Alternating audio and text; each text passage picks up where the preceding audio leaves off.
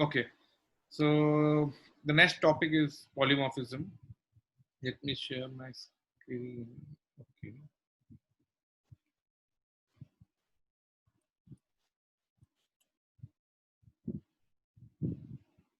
Okay.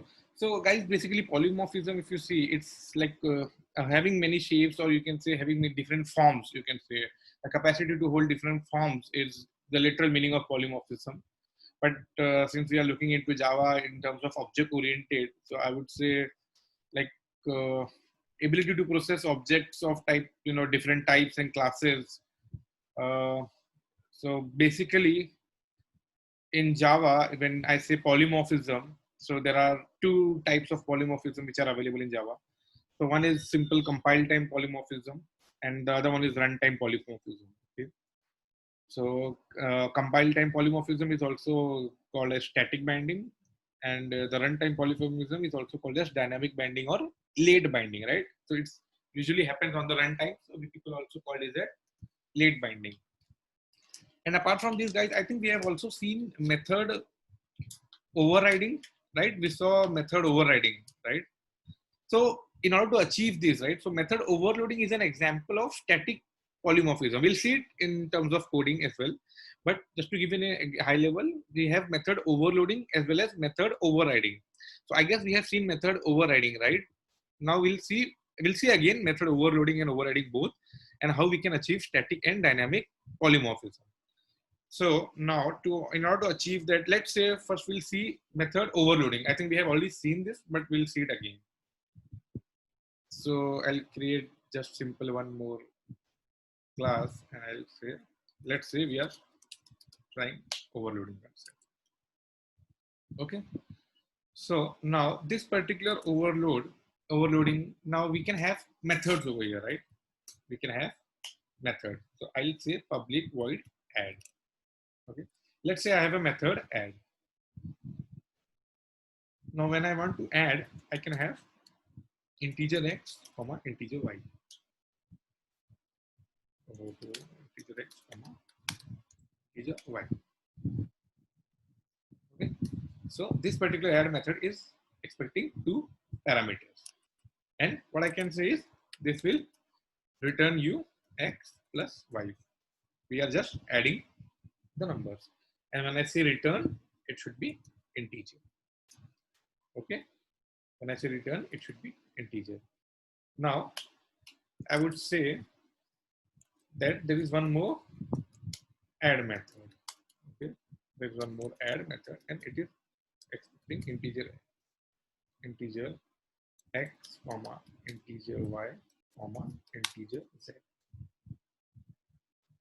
Okay. And returning, this is returning x plus y plus z. Simple. Okay. So now what can you see over here? We have two methods with the same name.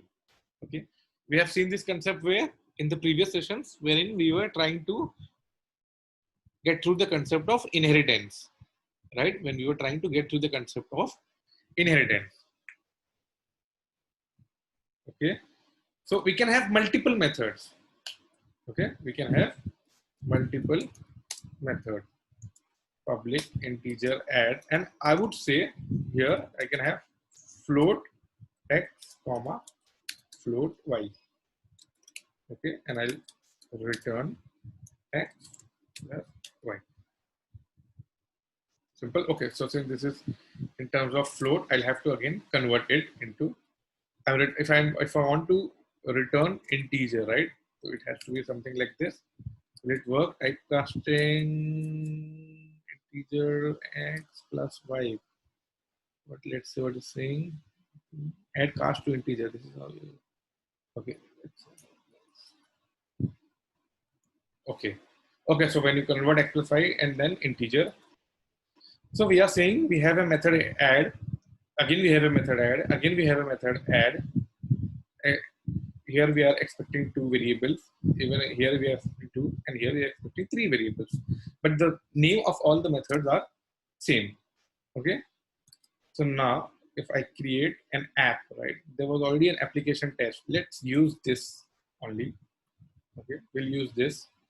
And I would say, let me see if I can use overloading, right? I have already, now this is an object of overloading. Let's select this.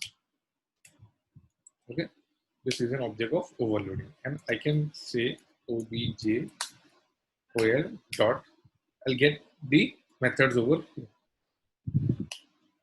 So I can pass 1 and I can pass 2. Simple. Now this is returning you something, right? So I can say, sorry, this is returning you something. So I'll store it. Let's say integer sum is equal to this, right? And then I can simply say sum. Okay, let's just run this. And getting the value as 3. Okay. So guys, what I'm doing over here is, there are 4 versions, or you can say 3 versions we created, right? There are 3 versions of add methods, right? So some of them are taking a couple of parameters, some of them are taking more than 2 parameters, and some of them have different data types. Okay, the order of parameters. So what the compiler will do is, the compiler will look at the method signature. Okay, when I say obj dot add, okay, it will look at the method signature, and based on that, it will call particular method. Let's say if I print something over here, so you will get to know that this particular method was, okay, so this is a non-reachable code, guys. I'll get your point. This is a non-reachable code because after returning, if you print, then that code will not be reachable because it has already returned the value. Okay, so I'll say here 1. This is just for our verification that which particular method is getting called. Okay, when I say run, it says here, means the first method, right? This, it says the first method. So this concept is called as method overloading. So overloading as in, we have the same method, right? We have the same method name, but we are having different parameters, different data types, but the method name is same. So at the runtime, okay, when I go over here in application test.java, and when I create an object of that particular method overloading, and when I using the dot, when I call that particular method, so at this particular time, it will decide that which particular method has to be called. Okay, which particular method has to be called. So compiler looks at the method signature and decides. Okay, this is called as compile time polymorphism, right? This is called as compile time, because at the compile time itself, right? At the compile time means at this particular time, this particular object knows that which method needs to be called. So it's also called as I said, there are static and dynamic, right? So it's called as static. You can call it static method, compile time polymorphism, any name you can give, but this is the idea or the concept behind that. And dynamic polymorphism, like last day we discussed, right? Someone had told me dynamic dispatch, right? So it has a similar meaning in terms of dynamic polymorphism. So now again, let's assume we have a, so what we'll do is, we already had created a class that day. It was regarding, okay, so let's try to create a new one so that there is no confusion. Okay, so what I'll do is, I'll create a class vehicle. I think I had created a class of automobile or something. Okay, so we have a class of vehicle, right? Now, what are the properties of vehicle? You can say a vehicle can move.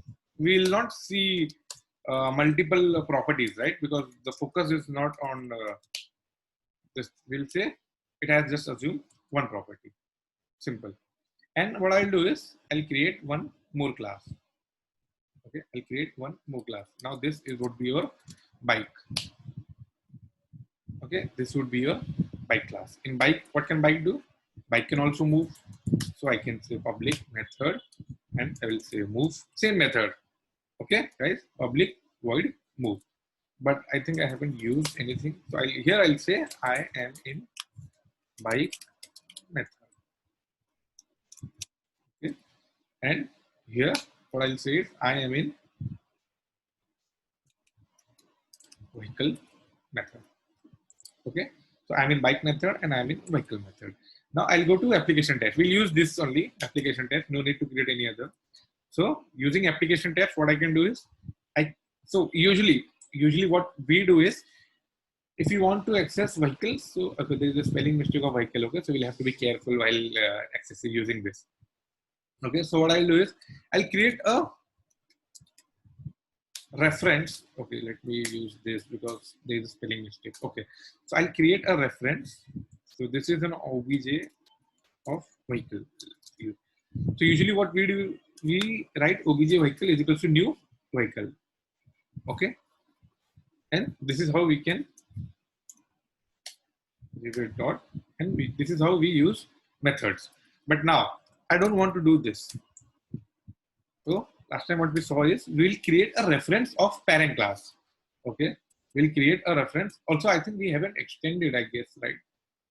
Where is the bike? Let's close this. Let's close iShare Market bike class. So this bike actually extends, right, guys? This extends vehicle. Okay, this particular class is extending vehicle. Okay, so now the usual method is we can create an object of vehicle and we can instantiate vehicle class. But what we will do is we'll create an object of bike class now. I'll say bike class. Let's see if this works. Okay, so I'm saying I'll create an object of bike class and there is a reference of vehicle class, and this particular reference is pointing to an object of bike class. Okay, and when I say the name object v dot, okay, when I say object v dot move, okay, I can say object v dot move. What will this print? Okay, when I say object v dot move, let's see. This is printing I am in bike method because we have created an object of bike. Okay, and objv, this is objv is a reference of vehicle and this is pointing to bike.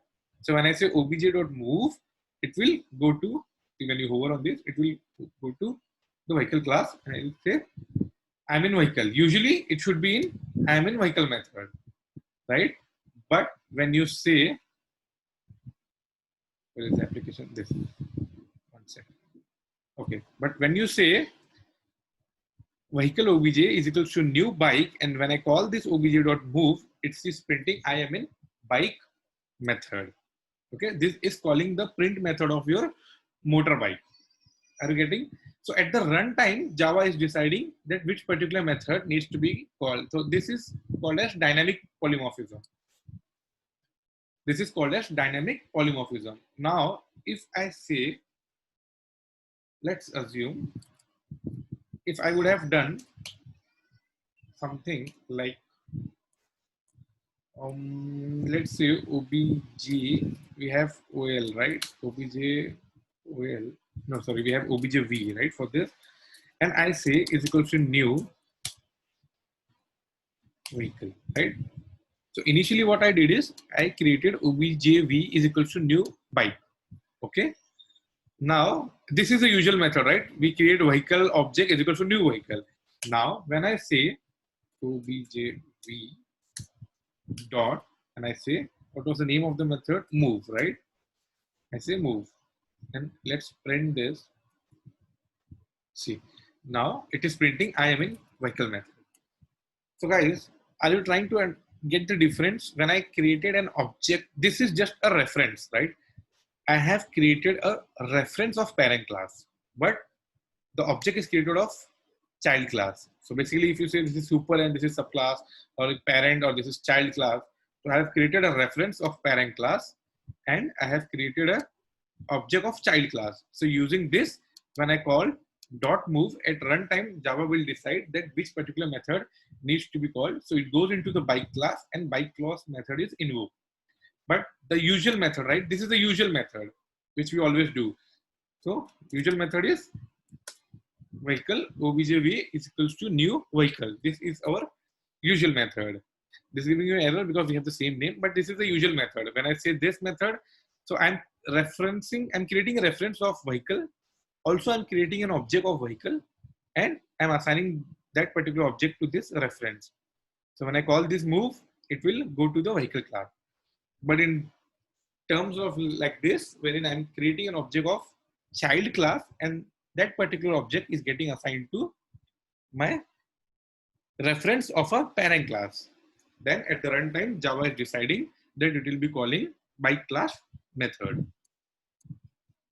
Okay.